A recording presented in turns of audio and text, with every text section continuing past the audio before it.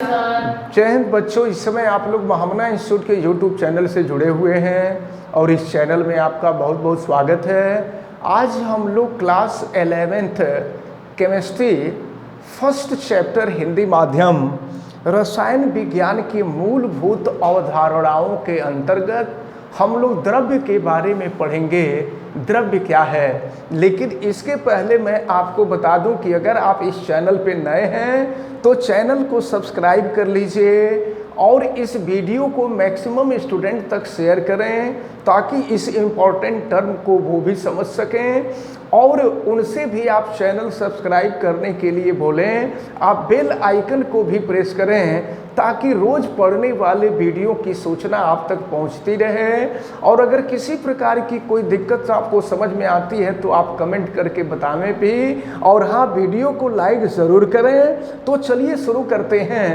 सबसे पहले हम आपको द्रव्य के बारे में बताने जा रहे हैं कि द्रव्य क्या है। समझिए, दुनिया की वे सभी वस्तुएं जिनमें स्थान घेरने के साथ साथ भार भी होता है तथा जिनका अनुभव हम अपने इंद्रियों के द्वारा करते हैं, ये सभी द्रव्य कहलाते हैं।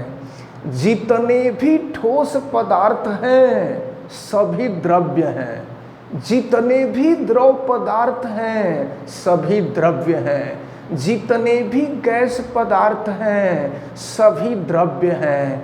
तो अगर द्रव्य क्या नहीं है तो केवल एक टर्म, केवल प्रकाश ही एक ऐसी वस्तु है जो द्रव्य नहीं है। कई बार आपसे कंपटीशन में पूछा गया है कि किसी ऐसे पदार्थ का नाम या निम्न में से कौन ऐसा है जो द्रव्य नहीं है, तो याद रखे रहिएगा कि प्रकाश द्रव्य नहीं है। तो अब इसके बाद हम लोग द्रव्य का अध्ययन करेंगे। तो द्रव्य का विधिवत अध्ययन करने के लिए द्रव्य को दो भागों में बांटा गया है, जिसमें से पहला है द्रव्य का भौतिक वर्गीकरण। द्रव्य का भौतिक वर्गीकरण पहला भाग है द्रव्य का भौतिक वर्गीकरण। भौतिक वर्गीकरण, physical classification of matter. Physical classification of matter. तो ये द्रव्य का पहला वर्गीकरण है।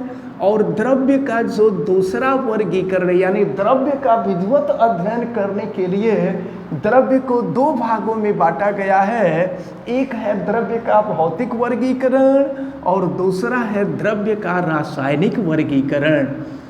द्रव्य का रासायनिक वर्गीकरण, रासायनिक वर्गीकरण, केमिकल क्लासिफिकेशन,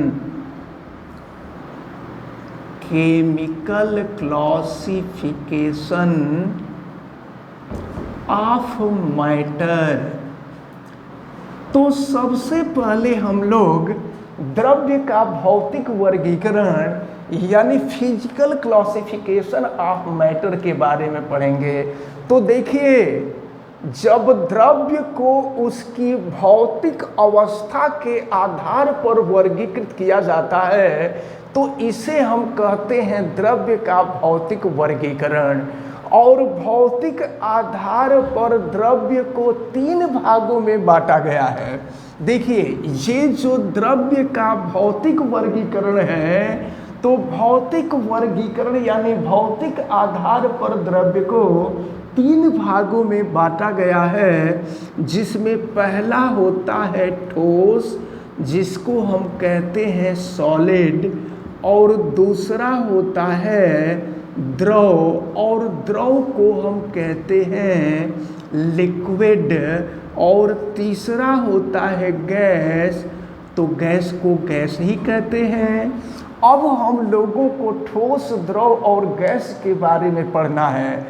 तो हम लोग द्रव्य का भौतिक वर्गीकरण पढ़ रहे हैं और भौतिक वर्गीकरण के आधार पर द्रव्य को 3 भागों में बांटा गया है, ठोस, द्रव और गैस। अब ठोस की परिभाषा क्या है, सॉलिड की परिभाषा क्या है, हम आपको ठोस को डिफाइन कर रहे हैं। तो समझिए, द्रव्य की वह अवस्था जिसका आयतन तथा आकार दोनों ही निश्चित होता है, ठोस कहलाता है। उदाहरण के तौर पे अगर हम लकड़ी लें, पत्थर लें, कंकड़ लें, ये सब कोयला हुआ, फिर ईंट हुआ, लोहा हुआ, ये सभी ठोस के उदाहरण होते हैं। और अब हम द्रव की परिभाषा दें तो द्रव क्या है, द्रव्य की वह अवस्था जिसका आयतन तो निश्चित होता है परंतु आकार अनिश्चित होता है, उसे हम द्रव कहते हैं। अब द्रव का उदाहरण क्या है, पानी है, दूध है, तेल है, ये सब जो है द्रव के उदाहरण है। और इसके बाद तीसरा आता है गैस। तो गैस क्या है, यह द्रव्य की वह अवस्था है जिसका आयतन तथा आकार दोनों ही अनिश्चित होता है, गैस कहलाता है।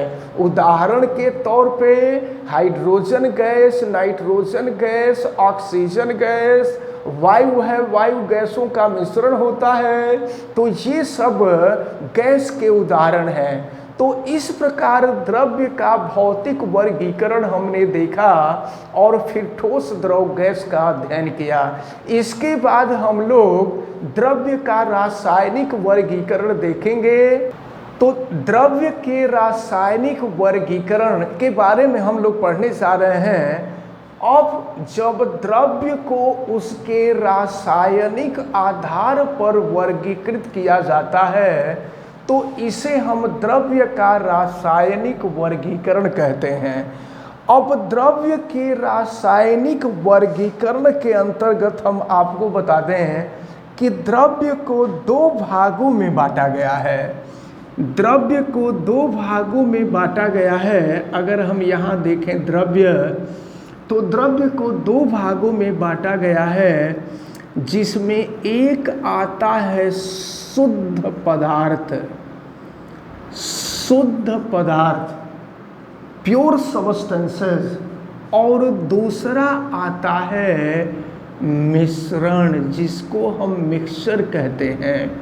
तो शुद्ध पदार्थ का मतलब वह रसायन जिसके अंतर्गत किसी प्रकार की कोई अशुद्धि न मिली हो, उसे हम शुद्ध पदार्थ कहते हैं। अब ये जो शुद्ध पदार्थ होते हैं, इन शुद्ध पदार्थों को 2 भागों में बांटा गया है। अब 2 भागों में पहला आता है तत्व और दूसरा आता है यौगिक। मिश्रण का अध्ययन तो हम लोग बाद में करेंगे। तो द्रव्य को 2 भागों में बांटा गया है, पहला शुद्ध पदार्थ और दूसरा मिश्रण होता है।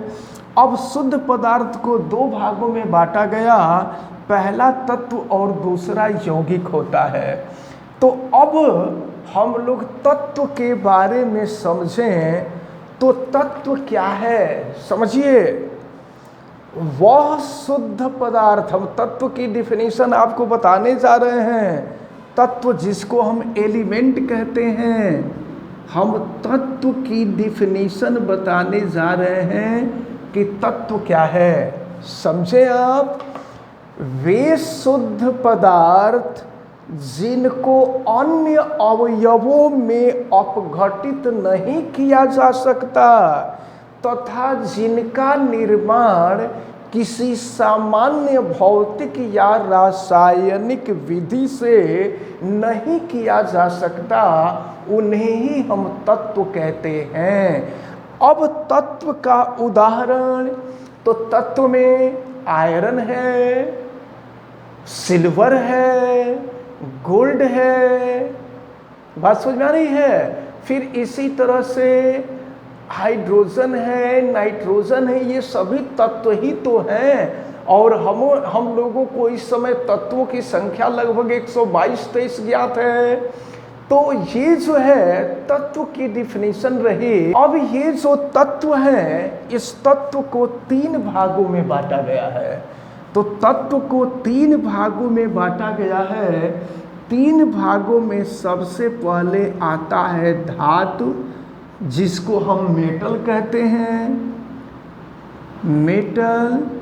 इसके बाद दूसरा जो आता है वो है अधातु। अधातु का मतलब नॉन मेटल, जिसको हम कहते हैं। और इसके बाद तीसरा आता है उपधातु। उपधातु को हम मेटेलाइड कहते हैं। तो अब इनका हमको अध्ययन करना है, धातु, अधातु और उपधातु के बारे में। तो धातु क्या है?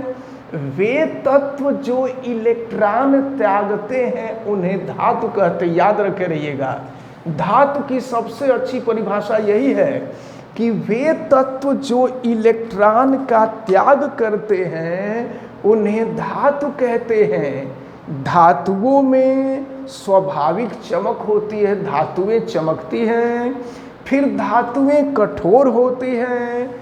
धातुओं में आघात वर्धनीयता का गुण पाया जाता है, यानी धातु को पीटते हैं तो पीटने पर धातुएं बढ़ती हैं। धातुओं के अंदर तन्यता का गुण पाया जाता है, मतलब इसको खींचा जा सकता है। और फिर ये विद्युत तथा ऊष्मा के सुचालक होते हैं। अगर उदाहरण हम दें तो धातु का उदाहरण देखें, सिल्वर है, गोल्ड है, प्लेटिनम है, जिंक है, एल्यूमिनियम है, ये सब धातु है। और एक चीज़ हम आपको बता दें कि सभी धातुएं ठोस अवस्था में पाई जाती हैं, लेकिन पारा एक ऐसा धातु है जो द्रव अवस्था में पाया जाता है। इसको आप लोग अच्छी तरह से याद रखे रहिएगा। पारा ही एक ऐसा धातु है जो कि द्रव अवस्था में पाया जाता है, नहीं तो सभी धातुएं ठोस अवस्था में पाई जाती हैं। इसके बाद दूसरा आता है अधातु। तो अधातु किसे कहते हैं? वे पदार्थ जो इलेक्ट्रॉन ग्रहण करते हैं उनको हम अधातु कहते हैं।